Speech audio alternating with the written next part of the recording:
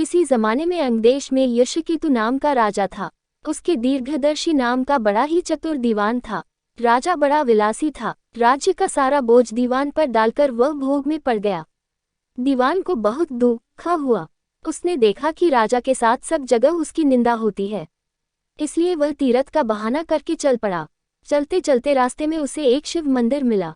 उसी समय निच्छदत्त नाम का एक सौदागर वहां आया और दीवान के पूछने पर उसने बताया कि वह सुवर्णद्वीप में व्यापार करने जा रहा है।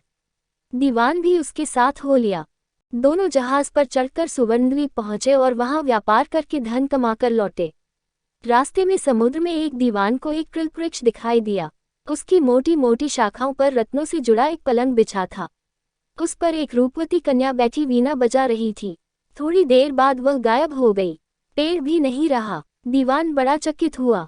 दीवान ने अपने नगर में लौटकर सारा हाल कह सुनाया। इस बीच इतने दिनों तक राज्य को चलाकर राजा सुधर गया था और उसने विलासिता छोड़ दी थी।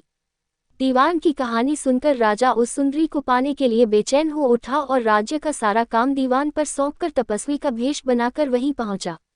पहुंचने पर उसे वही कल्पवृक्ष और वीणा बजाती कन्या दिखाई दी। उसने राजा से पूछा, तुम कौन हो? राजा ने अपना परिचय दे दिया। कन्या बोली, मैं राजा मृगांकसेन की कन्या हूँ। मृगांकवती मेरा नाम है। मेरे पिता मुझे छोड़कर न जाने कहाँ चले गए। राजा ने उसके साथ विवाह कर लिया। कन्या ने ये शर्त रखी कि वह हर महीने के शुक्ल पक्ष और कृष्ण पक्ष की चतुर्दशी और अष्टमी को कहीं जाया करेगी और राजा उसे रोकेगा नहीं। राजा ने ये शर्त मान ली।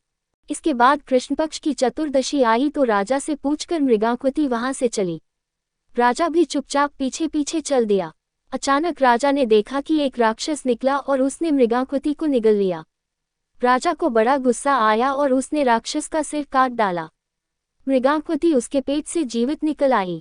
राजा ने उससे पूछा कि यह क्या माजरा है तो उसने कहा, महाराज, मेरे पिता मेरे बिना भोजन नहीं करते थे। मैं अष्टमी और चतुर्दशी के दिन शिव पूजा यहाँ करने आती थी। एक दिन पूजा में मुझे बहुत देर हो गई। पिता को भूखा रहना पड़ा। देर से जब मैं घर लौटी तो उन्होंने गुस्से में मुझे शाप दे दिया कि अष्टमी और चतुर्दशी के दिन जब मैं पूजन के लिए आया करूंगी तो एक राक्षस मुझे निगल जाया करेगा और मैं उसका पेट चीरकर निकला करूंगी। जब मैंने उनसे शाप छुड़ाने के लिए बहुत अनुनय की तो वह बोले, जब अंगदेश का राजा तेरा पति बनेगा और तुझे राक्षस से निली जाते देखेगा तो वह राक्षस को मार देगा, तब तेरे शाप का अंत होगा। इसके बाद राजा उसे लेकर नगर में आया।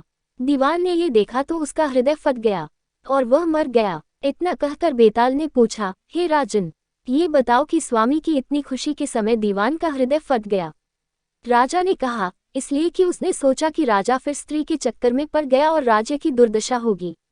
राजा का इतना कहना था कि बेताल फिर पेड़ पर जा लटका।